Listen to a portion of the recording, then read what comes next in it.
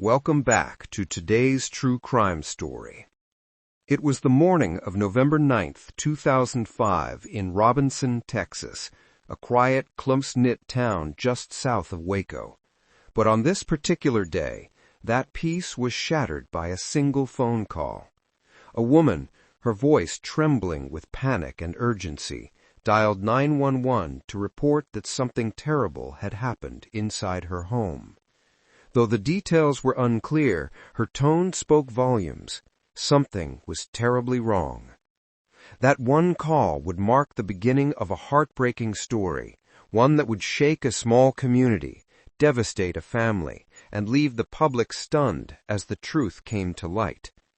This is the story of Darlene and Keith Gentry, a marriage marked by love, hope, heartbreak, and in the end, a profound tragedy. Darlene Dasco Casil was born on November 2, 1974, the middle of 3 daughters in a loving, devoted family. From an early age, those around her noticed a spark.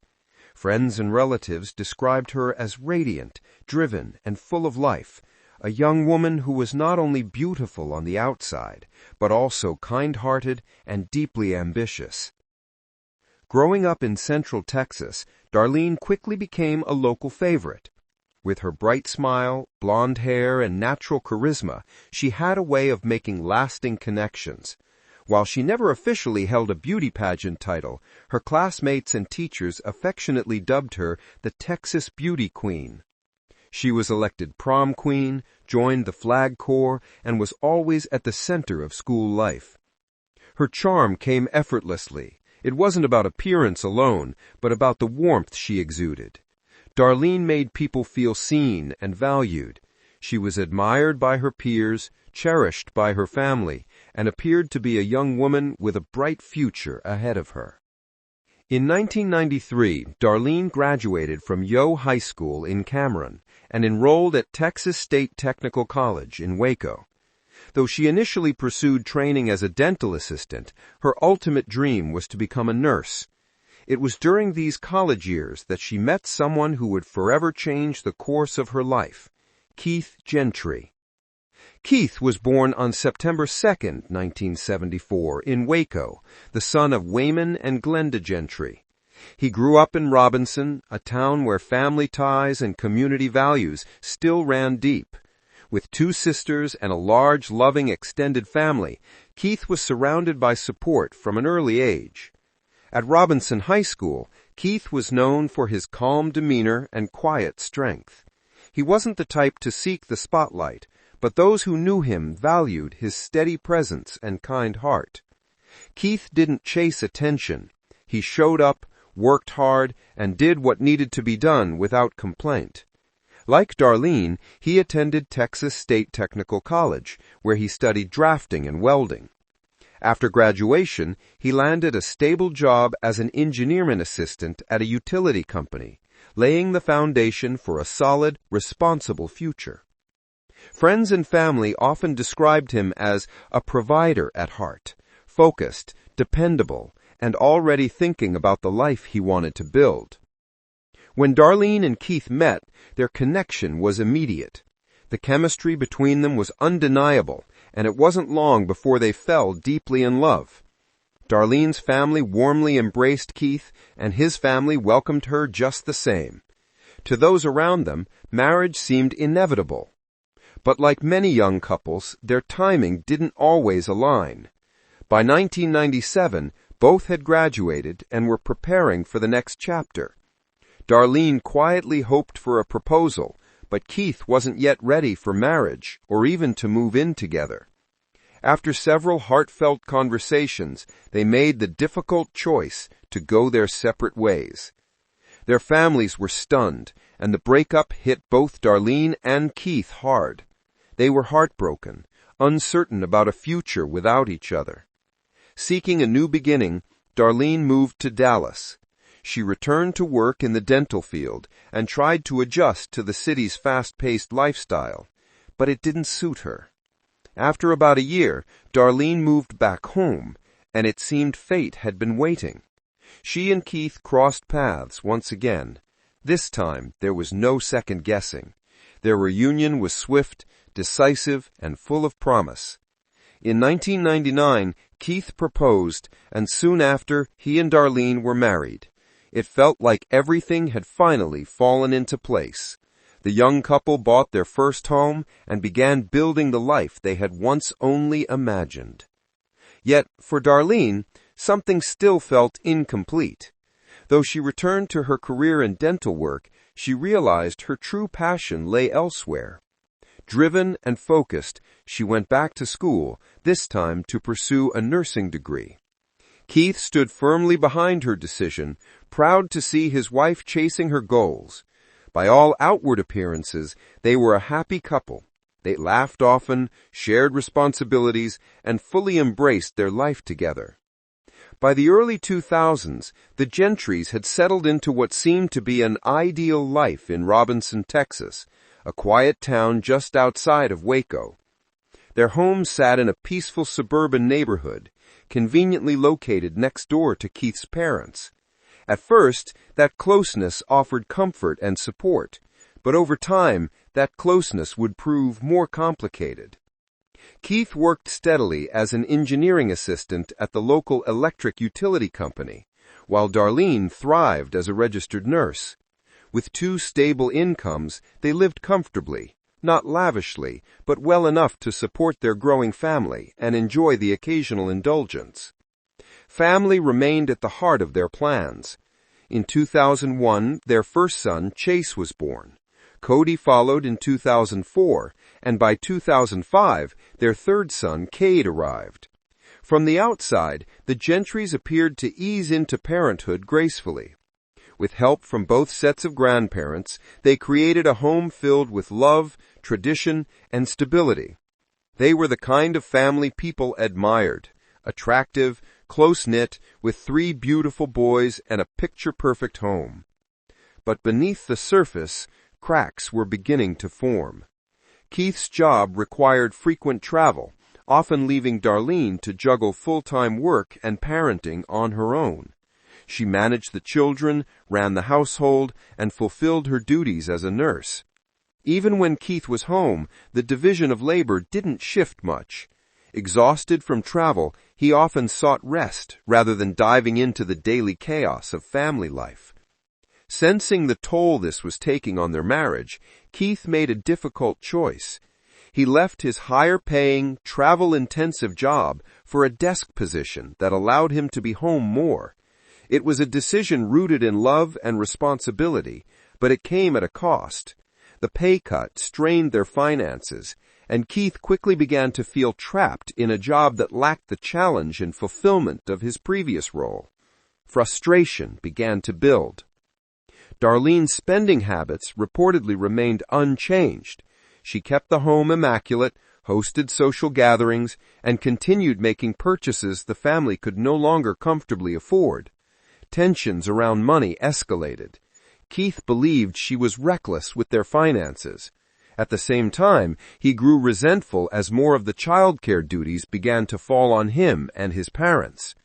Friends and family began to notice a shift. The once affectionate couple now seemed distant. Quiet complaints replaced laughter, and a subtle emotional wall began to rise between them. The pressure was mounting. Still, there was no clear sign that either Keith or Darlene wanted to end the marriage. If anything, Keith appeared determined to hold it all together. But everything changed on the morning of November 9th, 2005.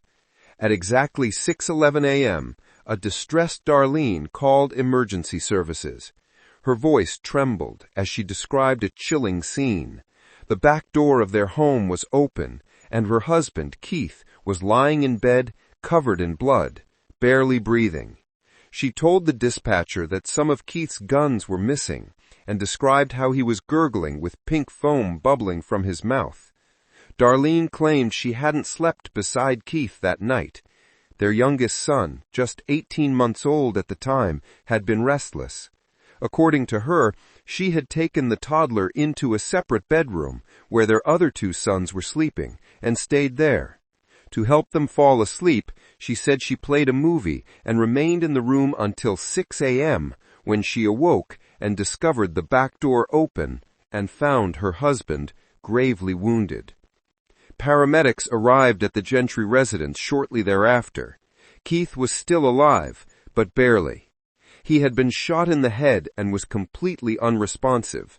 The pink foam at his mouth, a sign of severe trauma, suggested that he was unlikely to recover. Emergency crews rushed him to Hillcrest Baptist Medical Center in Waco, where he was placed on life support. Despite the efforts of medical personnel, Keith Gentry never regained consciousness. 2 days later, on November 11, 2005, he was pronounced dead. A homicide investigation was now underway. Detectives quickly turned their attention to the only other adult present in the home that night, Darlene. Her version of events became central to the case, and she was brought in for questioning almost immediately. Darlene told police that the evening of November 8th had begun uneventfully. She had gone out for dinner and drinks with friends, returning home around 8:30 p.m. But what she walked into, she said, was not a warm welcome. Keith, according to Darlene, was upset. He had discovered a restaurant receipt, evidence of yet another expenditure he viewed as reckless and irresponsible.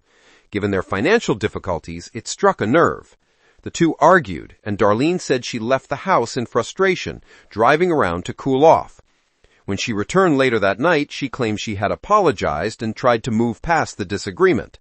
Keith went to bed in the master bedroom, and Darlene stayed with their 3 sons in one of the other rooms. She insisted this was to help settle their youngest child, who had been fussy that night. She recalled waking briefly around 5:15 a.m. after hearing the dog bark, but thinking little of it. Since their dog occasionally barked at nothing, she went back to sleep. Around 6 a.m., she said, she got out of bed, walked through the house, and went to wake Keith for work. When he didn't answer her, she entered the bedroom and found him lying in bed, unresponsive and bleeding.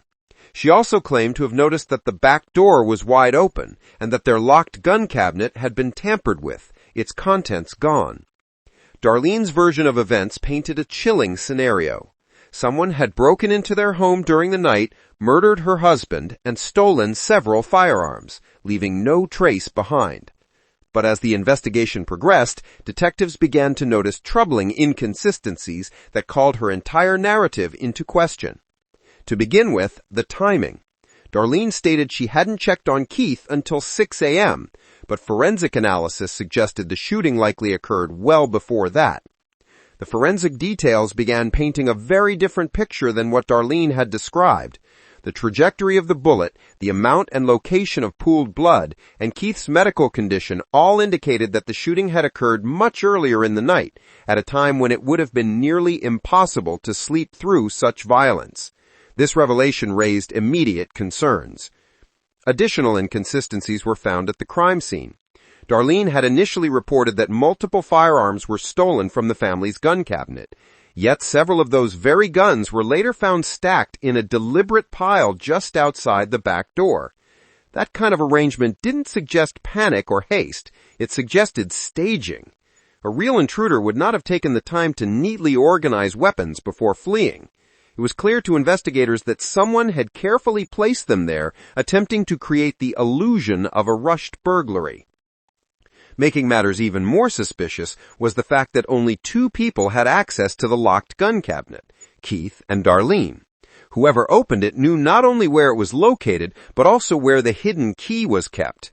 That level of familiarity with the house and its security features made the idea of a random break-in increasingly implausible. Then came Darlene's own actions, or rather her inaction. As a trained nurse, she possessed both the knowledge and composure to perform CPR or at least check for vital signs. Yet she had done neither.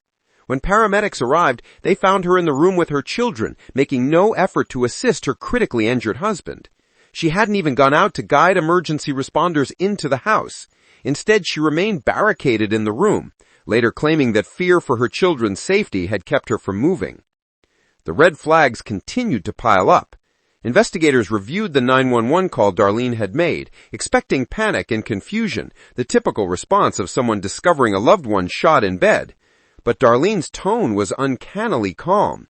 She spoke clearly and methodically, recounting a surprisingly detailed timeline of her actions and sleeping arrangements, almost as if she were controlling the narrative rather than reacting to a crisis. Her voice didn't sound like that of a shocked and grieving wife. It sounded like someone preparing a defense. Later that same morning, Darlene voluntarily came to the police station for a formal interview. Initially cooperative, her demeanor changed the moment the questions became more pointed. Without any prior warning, she abruptly invoked her Fifth Amendment right and requested a lawyer. The interview was immediately halted. Despite her silence under questioning, Darlene continued to assert her innocence. She told officers she loved her husband and would never harm him. She acknowledged the stress of raising 3 young boys and the financial challenges they faced, but she insisted that their struggles were normal, not the kind that led to murder. Still, the inconsistencies in her account could not be ignored. From the beginning, the evidence pointed not to a chaotic home invasion, but to a much more intimate and calculated crime. The deeper detectives dug, the more unsettling questions arose. Who had the motive? Who had access to the home? Who had the opportunity to stage the scene so convincingly? Darlene occasionally broke into tears during her statements, her voice cracking with emotion, at times appearing confused, but the emotional displays did little to reduce the growing suspicion. She spoke tenderly of Keith's love for their boys and repeatedly insisted she loved him too. But declarations of love weren't enough. Authorities needed something concrete. With Darlene's permission, investigators conducted another search of the Gentry residence. This time, they found something far more incriminating.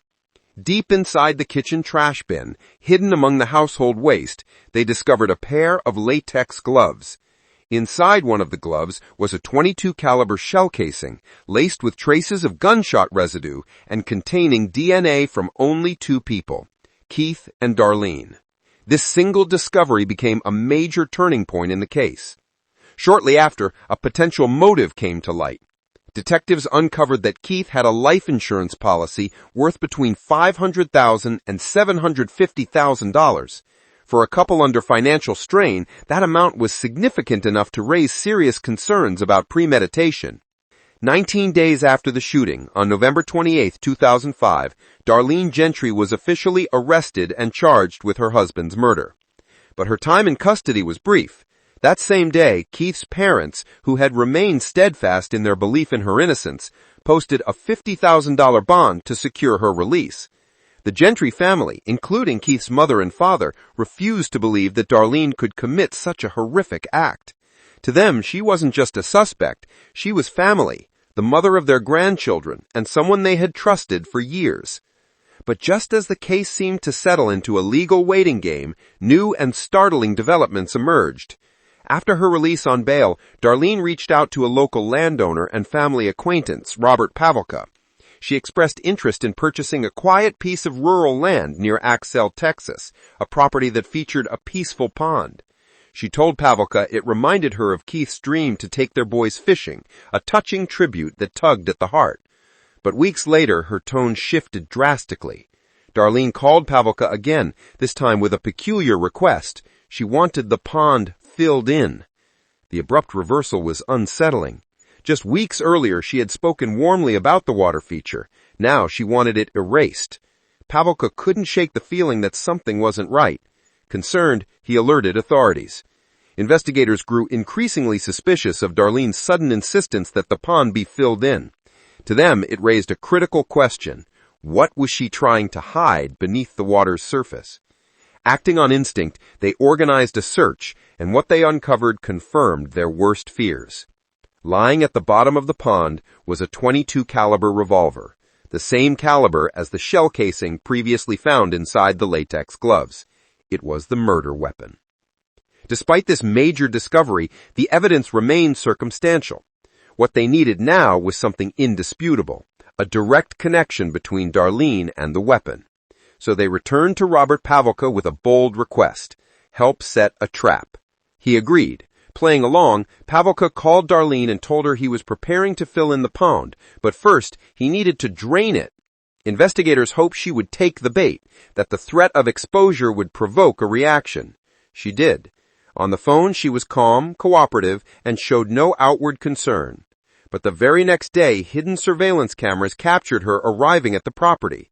Wearing wading boots and holding a rod, she stepped into the shallow water and began prodding the pond bed, precisely at the spot where police had already recovered the revolver. The entire scene was recorded. With that, detectives had what they had been waiting for: proof of guilt. In February 2007, 32-year-old Darlene Gentry went on trial in McLennan County, Texas, charged with the first-degree murder of her husband, Keith, who had been shot while sleeping in their home. The trial lasted 5 days. At the center of the prosecution's case was the surveillance footage, Darlene in the pond attempting to recover the murder weapon days after it had been seized by investigators. It was the moment that destroyed her defense. All the earlier signs, the latex gloves in the trash, the staged burglary, the suspicious timeline, now formed a single damning narrative. Her legal team called no witnesses during the guilt-innocence phase of the trial. They relied solely on cross-examinations and procedural arguments, but the evidence was overwhelming. On February 8, 2007, the jury delivered its verdict: guilty of first-degree murder. Darlene was sentenced to 60 years in prison.